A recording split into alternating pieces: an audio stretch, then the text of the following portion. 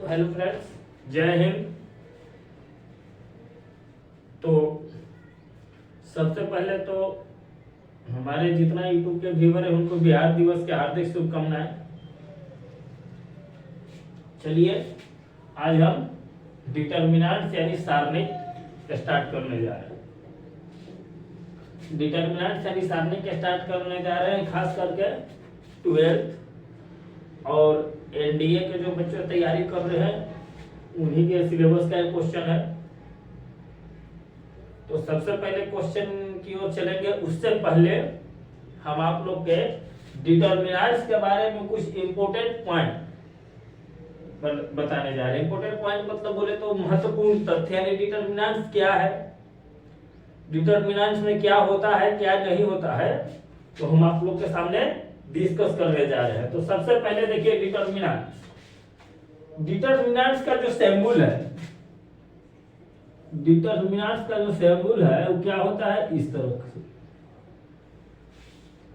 यानी कोई भी डिजिट देके अगर देहाती भाषा में बोले तो 2 गो खड़ी पाई लगा दे, यानी कोई भी अंकवा के दोनों देने एक गो गार्ड खड़ा कर देवे ओकरे डिटर्मिनेंट्स कहल जाला। और मैट्रिक्स जो हम बताए थे, तो मैट्रिक्स का सिंबल क्या होता है, इस प्रकार के। यानी कोई भी अंक के दोनों देने गार्ड खड़ा करके ओकर मुड़िया गोड़वा दोनों टेढ़ कर देवे। देखा, मुड़ियो टेढ़ कर देना के गोड़वो टेढ़ कर देना, वो हो गई मैट्रिक्स। और कोई भी अंक दे के अगर दोनों देने दम, क्या उसको बोलते हैं, अगर दम सीधा खड़ा कर देवेगा, वो हो गया डिटर्मिनेंट्स यानी सारणी। सबसे पहले देखिए डिटर्मिनेंट्स में 2 गुने 2 ऑर्डर, यानी 2 गुने 2 ऑर्डर के अगर डिटर्मिनेंट्स रहेगा तो उसको हम लिखेंगे A11 A11 A12 A21 और A22। तो ये हो जाएगा इतना बराबर A11 A22 minus A21 into A22, sorry A11 A22 minus A12 A21। अगर वही कहे कि डिटर्मिनेंट्स ऑफ 3 गुने 3 ऑर्डर, यानी 3 गुने 3 वर्ग समूह का अगर कोई डिटर्मिनेंट रहे तो उसको किस प्रकार से हम निकालेंगे। तो आइए देखिए, A11 A12 A31 sorry A13 A21 A22 और A23 A31 A32 और A33। ये समझना आप लोग के लिए बहुत जरूरी है, क्योंकि इस प्रकार का क्वेश्चन बोर्ड एग्जाम में बहुत कम ही, ना के बराबर 2 नंबर 1 नंबर में पूछता है। और इस प्रकार का क्वेश्चन हमेशा आता है 3 नंबर में या 5 नंबर में, जो भी होगी। तो सबसे पहले देखिए, अगर A11 हम किसको लेते हैं, A11, ध्यान से देखिएगा, A11 ले लिया तो हम कुछ नहीं करेंगे, ई वाला कर तोप देंगे और इसको इससे और इसको इससे मल्टीप्लाई कर देंगे। जिसे देखिए बोला है A11 तो A22 into A33 A22 into A33, इसी प्रकार A32 इंटू A23। इसी प्रकार जब कहेगा A21, क्या बोल दिए, इसी प्रकार जब बोल देगा A21, तो A21 जब बोली तब कुछ नहीं करेला, A21 बोली तब कुछ नहीं करना है, बस खाली वाला को तोप देना है और तिरछा तिरछी मल्टीप्लाई कर देना है। इसी प्रकार बोलेगा A31,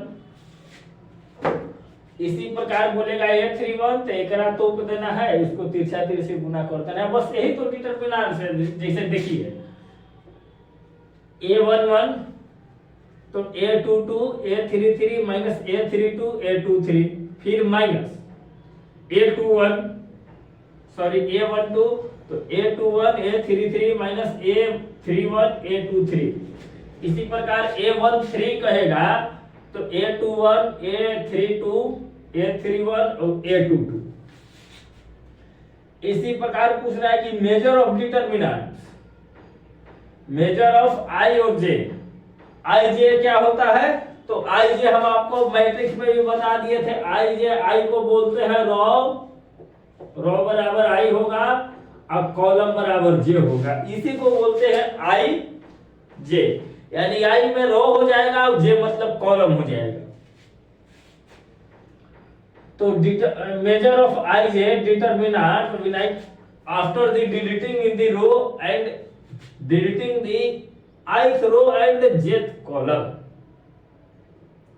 यानी इसका मतलब हुआ कि जब भी किसी डिटरमिनेंट्स में हम आई रो को और जे कॉलम को हटाते हैं तो उसका मिरर क्या हो गया, उसका प्रतिबिंब क्या होगा। तो सबसे देखिए AM12 यानी मेजर 1 2 बराबर हो जाएगा A21 A23 A31 A33 और M23 बराबर हो जाएगा A11 A12 A31 और A32। इसी प्रकार पूछना है कि cofactor of Aij is given by. Cofactor मतलब समझिए कि कोफैक्टर मतलब क्या होता है। फैक्टर मतलब गुणनखंड होता है। अब कोफैक्टर मतलब होता है सहगुणनखंड। कोफैक्टर मतलब होता है सहगुणनखंड, यानी किसी भी गुणनखंड के गुणनखंड को बोलते हैं सहगुणनखंड। यानी गुणन सह मतलब होता है साथ साथ चलना। हम अगर सिंपल लैंग्वेज में समझे तो सह मतलब होता है साथ साथ। यानी ऐसा फैक्टर, ऐसा गुणनखंड, ऐसा गुणज जो किसी गुणनखंड के साथ साथ चलता है उसी को बोलते हैं कोफैक्टर। जैसे देख लिए Cij यानी कॉलम Ij बराबर होगा -1 Ij इंटू Mij, यानी C12 बराबर हो जाएगा -1 1 + 2 2 1 1 2 A21 A23 A31 A33। अब देखिए तीसरा इसका गुण क्या कहता है कि त्रिभुज अगर निकालने के लिए देगा, इंफोसिस देगा, आगे आपको समझाएंगे कि sum of product of the element, यानी कुछ तत्वों के जो उत्पाद होते हैं ऑफ एनी रो और कॉलम, यानी कोई भी रो और कॉलम के तत्वों का जो उत्पाद होगा भी देयर कोरस्पोंडिंग ऑफ कोफैक्टर, उसका सहगुणनखंड क्या होगा। यानी कोई भी एलिमेंट के उत्पाद का सहगुणनखंड क्या होगा। तो अगर एलिमेंट दिया हुआ है तो C1 A11 C11 plus A12 C12 A13 और C13 बराबर A11 C11 plus A21 C21 plus C31 plus नहीं होगा C31।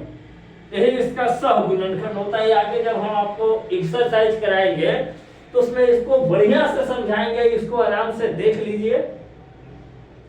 अब हम त्रिभुज का कुछ और प्रॉपर्टीज आप लोग, सॉरी डिटरमिनेंट्स के कुछ और प्रॉपर्टी आप लोग के सामने बताते हैं।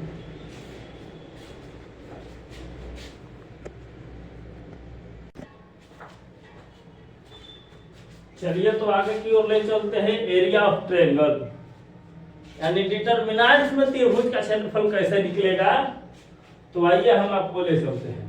जैसे एरिया ऑफ ट्रायंगल निकालना है तो त्रिभुज में तो पहले से आप लोग को पता होगा कि 3 भुजा होता है। तो पहला भुजा दिया है x1 y1, दूसरा भुजा x2 y2 और तीसरा भुजा x3 y3। तो एरिया ऑफ ट्रायंगल बराबर हो जाएगा A2 1/2 into x1 y11 f2 y11 और x3 y11। Area of triangle का फॉर्मूला क्या हो जाएगा, यह एरिया ऑफ ट्रायंगल का फॉर्मूला। इसको ध्यान से देख लीजिए और जिसको रटना है रट लीजिए। जैसे एरिया ऑफ ट्रायंगल पूछेगा, डिटरमिनेंट्स में एरिया ऑफ ट्रायंगल पूछेगा तो किस तरह से निकालते हैं, तो उसका फॉर्मूला है 1/2 into x1 into y2 minus y3 plus x2 into y3 minus y1 plus x2 बराबर y3 माइनस y1 और x3 बराबर y1 माइनस y2। अब बोल रहा है कि लेट यानी माना a1x प्लस b1y बराबर c1 a2x प्लस b2y बराबर c2। तो इस तरह के जब त्रिभुज निकालना रहेगा तो त्रिभुज में पहला जो त्रिभुज हो जाएगा वो हो जाएगा a1 b1 a2 b2 और दूसरा त्रिभुज हो जाएगा c1 b1 c2 b2 और तीसरा त्रिभुज हो जाएगा a1 c1 और a2 c2।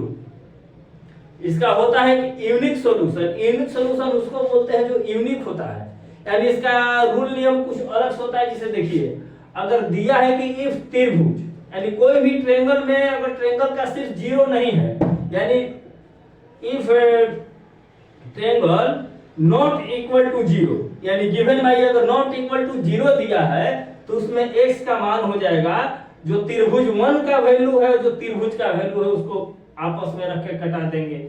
इसी प्रकार जो शीर्ष y, देखिए ये हो गया शीर्ष a b c, तो इसमें जब y का वैल्यू निकालना होगा तो दूसरा त्रिभुज वाला जितना निकालेंगे वो रख देंगे, नीचे जो पहले का त्रिभुज वाला दिया है वो रख देंगे। इसी प्रकार नो सॉल्यूशन, इफ अगर कोई नो सॉल्यूशन मतलब कोई भी हल नहीं निकले। हम खास करके लीनियर इक्वेशन में पढ़े थे कि a1 बटा a2 इक्वल नॉट b1 बटा b2।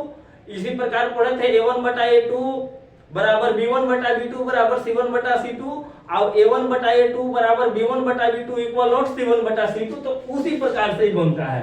अब बोल रहा है तीसरा इसका नियम कि an infinite number of solution, अगर कोई अनंत संख्या दिया, इनफाइनाइट का मतलब है अनंत, इन्फिनिटी यानी उसका नगण्य मान होता है, अनंत तक चलते चला जाएगा, चलते चला जाएगा। तो अगर त्रिभुज का मान 0 दिया है तो त्रिभुज 1 का भी मान 0 होगा और त्रिभुज 2 का भी मान 0 होगा। तो अगर आप लोग हमारे चैनल पे नया है तो लाइक करें, शेयर करें, सब्सक्राइब करें। अगर किसी भी स्टूडेंट को कहीं भी कोई दिक्कत होता है तो कमेंट बॉक्स में क्वेश्चन अपना टैग करें, हम YouTube के ही माध्यम से आप लोग को सलूशन उसका उपलब्ध कराएंगे। जय हिंद।